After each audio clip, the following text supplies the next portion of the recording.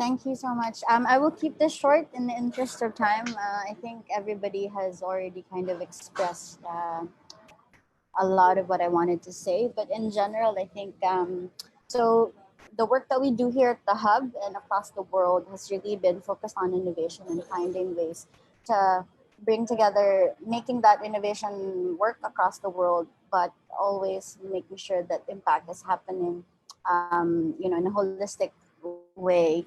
So three things that I want to kind of highlight from a lot of the things that I've heard today is the mindset shift is so important. I think over the past few months, especially given the pandemic, there has been a steady, I guess, clamor for um, understanding how innovation can work towards the advantage of, overcoming the effects of the pandemic. I think one part of it's so evident is the rise of digitization and a lot of things. And I think it's pushed everybody to look into the value of innovation within the things that we are experiencing.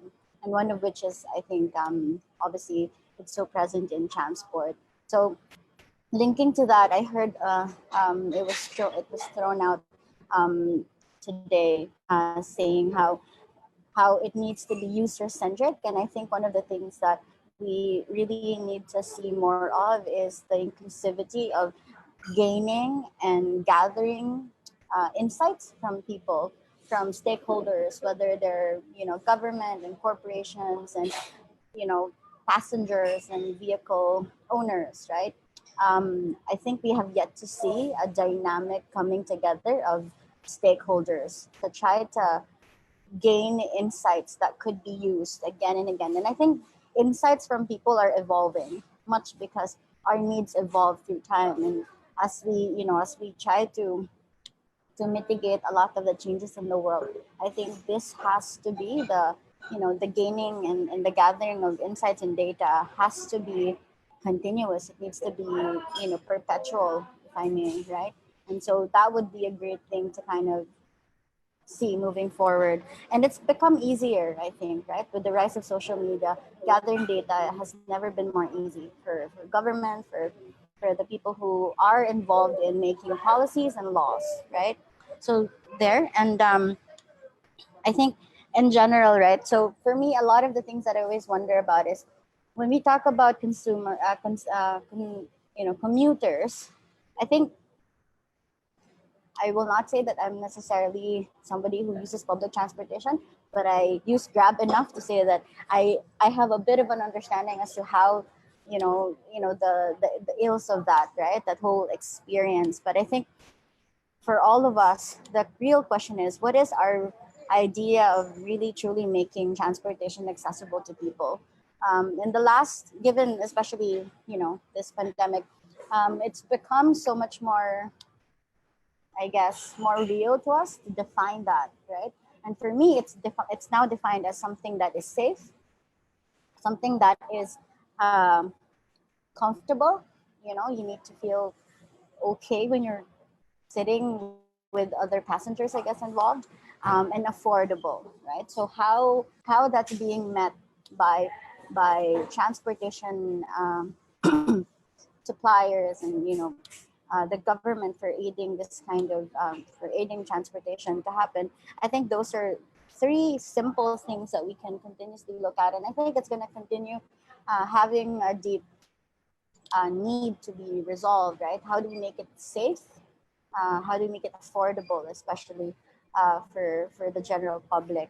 And I want to just point out something also that I will always go back to in terms of transportation. I think I attended a summit back last year, second quarter of last year, and it was a hybrid technology conference, I think.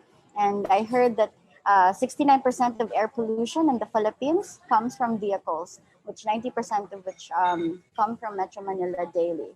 So I think one thing that it would be so much needed, especially with the rise of climate change, is also a look into how we can make sure that we protect the consumers from pollution and from making just environmental sustainability work towards this very important aspect of the cities, right? And I think we have yet to see a lot more benchmarks to put parameters on uh, transport groups to be able to give them proper guidelines, proper ways to make sure that they provide safety in that sense, also to consumers and to commuters.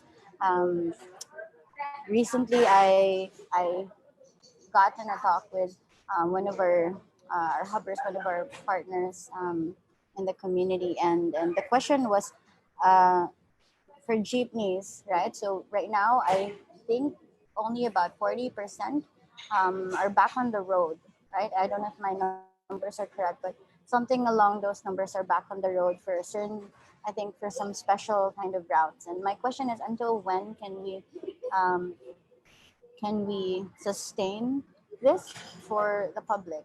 And I think a clear dialogue among stakeholders is going to um, be the starting point for everything. So I think, in general, as innovation rises and the need to continuously bring inclusive talks across the board, I think it's vastly important that these talks produce clear guidelines, clear policies, and clear depiction of what could happen. So, and I applaud everybody here who's doing a lot of work in making sure that information is disseminated and that it's clear and it's consistent. So I think that's a really great start, and I think I want to thank FNF for continuously pushing dialogues and discussions such as this, because this is a start to getting things out there and getting the needed, you know, dialogues from people who are concerned about